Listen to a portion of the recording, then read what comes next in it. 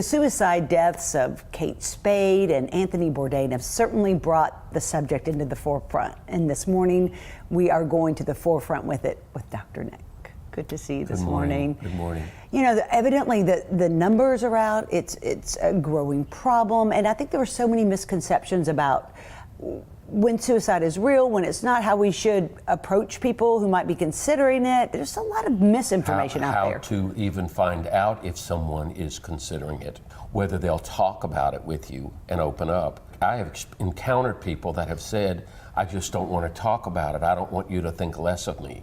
You know, I don't want people to be concerned about me or to send me off to a nutty farm, which, you know, is somewhat discouraging to me as a therapist and counselor, because these are the things that we need to be talking about. In fact, I think you shared an article with me about several things to do. Right, because I'm just going to go back to some of the things that I've heard throughout my life, which is that people only say that they're going to commit suicide if they want attention, and those are the people who aren't going to do it.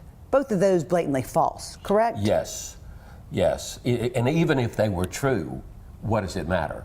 They need attention. Right. So we need to deal with that issue. It is a cry for help. It is a cry for help. And so how we go about helping is always going to be the question. Because there's been a lot of really great information out there. And I'm going to start with a real simple one, which is that we can all eat mood-altering foods. More fruits, more vegetables, olive oil, which I found that almonds, surprising. Yes, there are certain foods that are just really good for the brain. And have a safety network. Well, that's been what I've been fascinated with about this. And I just am always looking at what are the societal mores or norms, or what's the culture. And we really don't live in a very in-depth culture. We don't, when we ask someone, how are you, we just expect fine, or I've been busy. And those, to me, in many ways are not red lights, but I know we're busy and I know that everything's fine. But to ask, to go a little bit deeper, what's going on in your life, you know, that in-depth conversation that we rarely have with people. Which is the first one that they say, of all the tips, is that have meaningful conversations. And they don't have to be with everyone that you meet, but even sometimes the stranger can be the person that can be the meaningful conversation, because we do have such a small world now, and we do bump into all sorts of people. One of the things that I just can't help but mention, Whitney, is this notion of isolation, which ties to the in-depth conversation. Take Spade, take particularly Bourdain. I just wonder, with all the fame and fortune and what looked good, we don't know how he might have been suffering.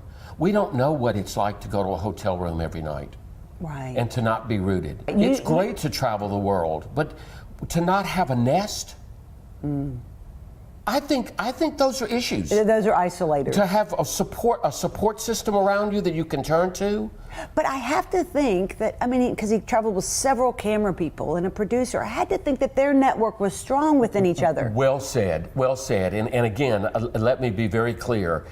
I'm no suicide expert, because there is no expert on it. You know, the human condition, we're very complex. We can't just reduce everything to, well, this is why someone does it. You know, there can be impulsivity. You know, there can be chronic depression. I'm not so sure that I want to say that someone gets to that point necessarily out of mental illness. I think there are a lot of functioning people that are not necessarily mentally ill, but they don't see a way out. Which I think is what we've always contemplated. We've always thought suicide was the last resort for somebody. Yes. We look for, what are your options? That would never, 20 years ago, that wasn't an option. We only went to it when we ran out of options. And so the whole point was to help people think of, what are my other options, okay? I really believe that one of the problems we're exhibiting today in society, it's an option. How did we get here then? It's an option. We got there by death by help, euthanasia. We got there by understanding that when someone is that disturbed, they don't see a way out. This is an end to suffering. And so that raises the question then of, what is suffering and how much can we suffer? And will this pass? What's hard for me is to think that people would do something like that Mm-hmm. they had children or family. Mm-hmm. And But I don't Bourdain think had a that's- teenager, and so did Kate Spade. Yes, a little 13-year-old, I believe. And so it's really very challenging to say what's giving you meaning, what's making you want to wake up the next day, because there's such a finality to it. Or is there a finality? Okay, what's more important? What makes you want to wake up, or what makes you not want to wake up? Not want to wake up. What's more important That's as a therapist? Well, obviously, my interest is going to be how can we get you to want to wake up, and how can we get you a little bit more enthused with life, that this too shall pass. Some of it's the changing of the thought processes, and getting through the trauma, let's say, of whatever has gone on in one's life. But some of it's also kind of DNA. We were talking earlier before the show. Why is it that some people have never considered it and other people have considered it all through their life? Right. Or certainly through their teenage years, or when money got bad, or when they thought that they were being a burden.